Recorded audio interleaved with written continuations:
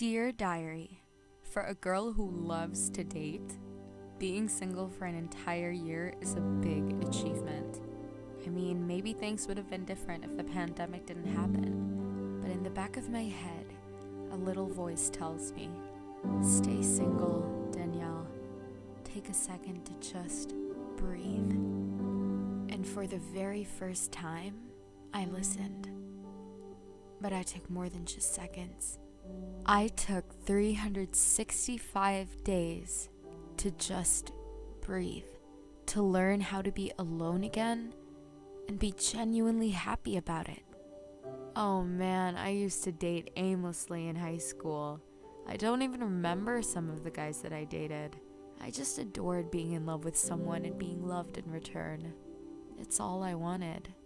For the first time in my life, I chose to be single. But that doesn't mean I wasn't in love, because I was.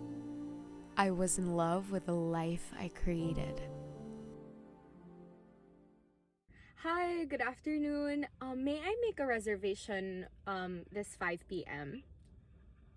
Sure, ma'am. Table for how many, ma'am? Table for one, please. Okay, and can I know under what name is the reservation, ma'am? Danielle Gaston. Danielle Gaston. Yes. Noted. Okay, ma'am. All right. We reserve your table for 1 at 5 p.m. today. All right, thank you. Thank you. Bye. I've never done that before. I have also learned to be comfortable enough to eat at restaurants alone. It does feel a little weird to just sit there in silence, and on dates I would never hear myself chew. At least I don't have to share dessert. I'm not having dinner alone. I actually brought a date. It's this tiramisu. We've actually been together for a really long time. We met here at 𝗲𝗺 actually, and it was like love at first sight. Well, in this case, love at first bite. It's the best thing I've ever put in my mouth. I don't put a lot of stuff in my mouth. I'm kidding. Mom, I'm kidding. I think flowers are the most beautiful things on earth. And on Valentine's Day this year, not a single flower made its way to me. I remember feeling so sad about this, but I can always just buy them myself. Hi, I'm Dani. It's nice to meet you. I just have a couple of questions though before we move on to our date, if that's all right with you. Okay, great. Thank you so much. I'm actually trying this new thing called having standards, and it's not something I usually do. This is way out of my comfort zone. So the questions I'm going to be asking you are in line with my standards, and you can also ask me questions. Maybe you have standards of your own, and we can just see if this relationship is going to work for the both of us. All right, so my first question is, do you have a car? Because none of my ex-boyfriends drove cars, and I drove the whole time, so you can imagine how tiring that is for me. So I kind of want to be in the passenger seat this time around. My next question is, what are your plans after college?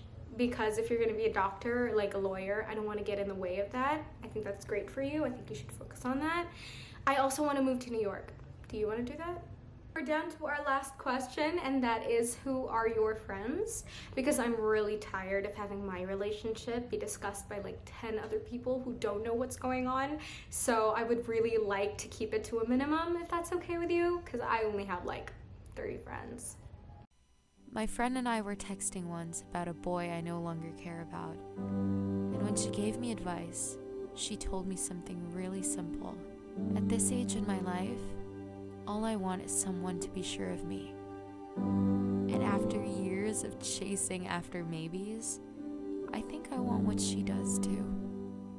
Sometimes, though, I miss being somebody. I miss having someone to laugh with while watching a movie, having someone to eat the rest of what I cook because I don't know how to cook for one.